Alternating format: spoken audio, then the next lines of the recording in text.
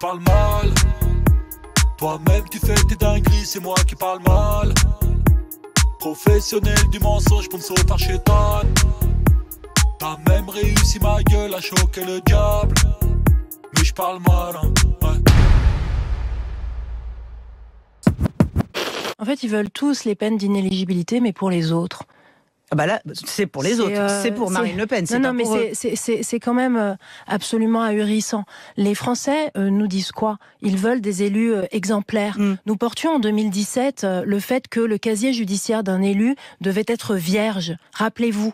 Et aujourd'hui, on viendrait critiquer le fait que effectivement la justice, en toute indépendance, peut se prononcer sur cette inéligibilité.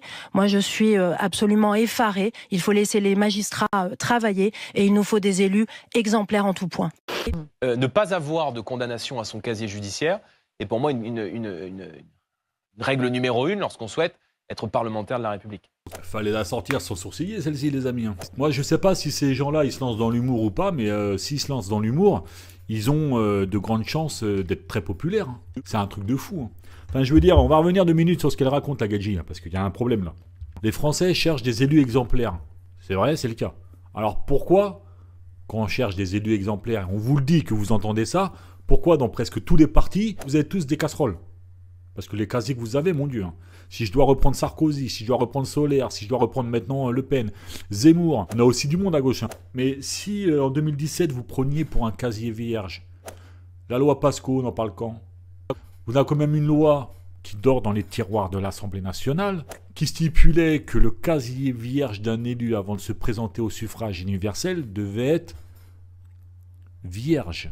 C'est-à-dire rien du tout dedans. L'encéphalogramme de la tortue, de la grenouille plutôt. Que dalle. Qui a été voté par 2 députés de l'époque. Jean Lassalle, Dupont-Aignan.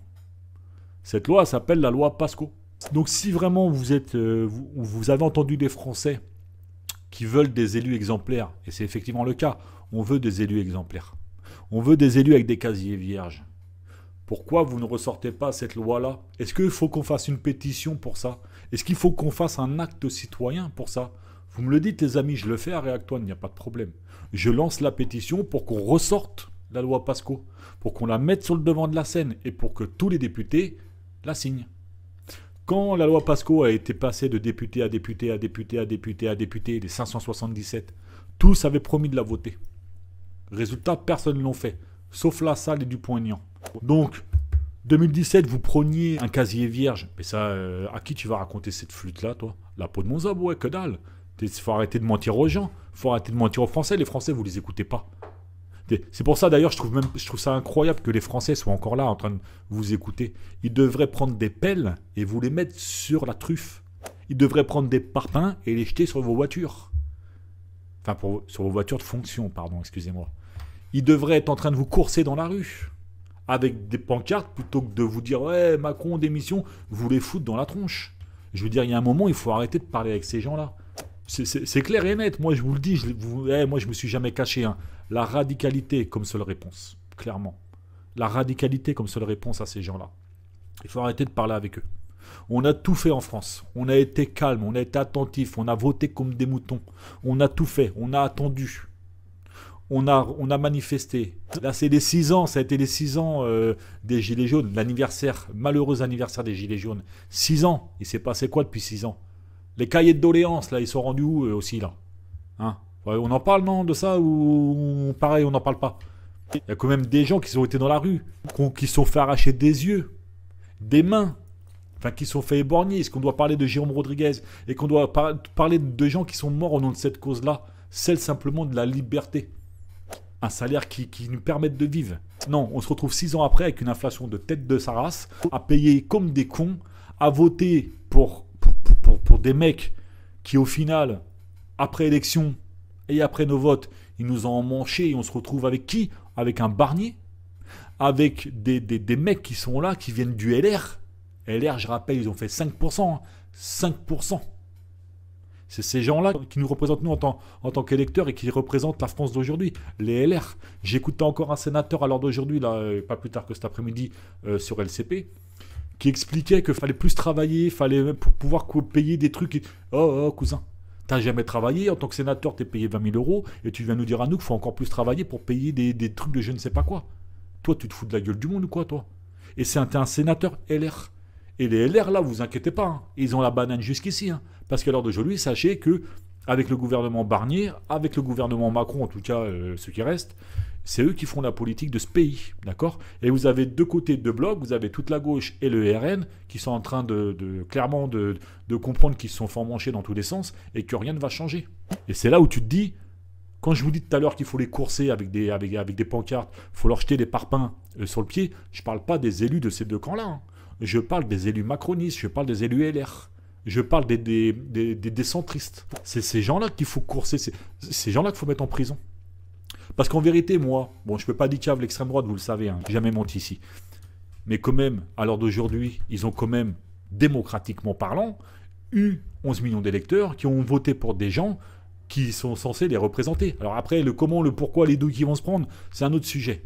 Mais démocratiquement parlant, si on est dans une démocratie pure et dure, je suis désolé les amis, il y a un moment, eux, comme nous à gauche, on devrait avoir des résultats. Alors nous, on s'en sort mieux que le RN, hein. Pas se mentir et ça fait du bien. Je préfère que ce soit nous que ce soit eux. Mais nous, on a quand même 2 vice-présidences à l'Assemblée nationale. On a quand même, je crois que c'est 2 questeurs, 9 secrétaires. Vous avez encore un groupe NFP qui tient à peu près la route dans des grandes causes. Si je peux dire ça comme ça, c'est pas mal. Le RN, je veux dire, à part leurs 142 députés plus leurs alliés, Ciotti, tout le reste, ça fait 162 députés à peu près. Et ils ont que dalle, ils obtiennent rien. Alors, j'ai envie de vous dire, dans ce sens-là, tant mieux. Mais si vraiment on devait équilibrer, comme moi j'aime bien le faire, les amis, on va pas se mentir, hein, ils devraient quand même avoir des choses. Bon, c'est comme ça. En tout cas, sachez qu'à l'heure d'aujourd'hui, je pense qu'il faut arrêter de parler avec ces gens. Et puis, le triste anniversaire des Gilets jaunes, le meilleur cadeau d'anniversaire, c'était que les gens reprennent leur gilet, retournent dans la rue et y retournent, quoi. Même pas aller dans la rue. En fait, je suis assez intelligent pour avoir les adresses de tous ces gens-là, et puis y aller avec des comités de citoyens, aller les chercher, et puis ensuite, clairement les juger, quoi. Tribunal populaire, les juger, quoi, et les foutre directement en prison. Je suis persuadé que c'est faisable avec de l'organisation.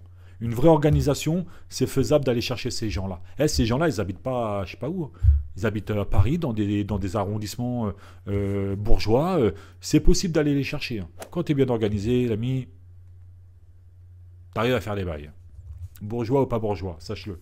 Peut-être que la stratégie des gilets jaunes, moi j'aime pas les appeler gilets jaunes, j'aime juste les appeler citoyens.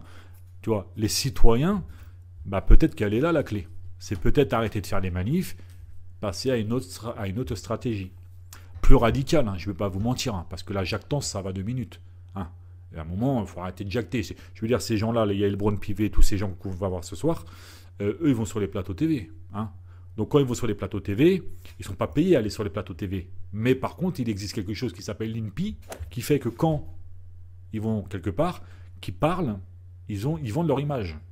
Donc ils gagnent des thunes. Hein, on ne va pas se mentir. Par exemple, pourquoi c'est très très rare que je mette des vidéos de Zemmour ici? Pourtant, je pourrais le payer, lui. Tu vois, je peux pas le dire. Pourquoi je le fais pas? Je me suis aperçu que Zemmour, chaque vidéo que tu prends de lui sur YouTube, sur Internet et tout ça, il y a les droits d'auteur. C'est-à-dire que le mec, il a déposé le nom de Zemmour, Sarah Knafo, tout ce que tu peux, tout ce qu'il y a autour de Zemmour, Reconquête et tout, il a déposé tous les noms. Ça veut dire que lui, chaque fois que tu passes une vidéo de lui, il palpe.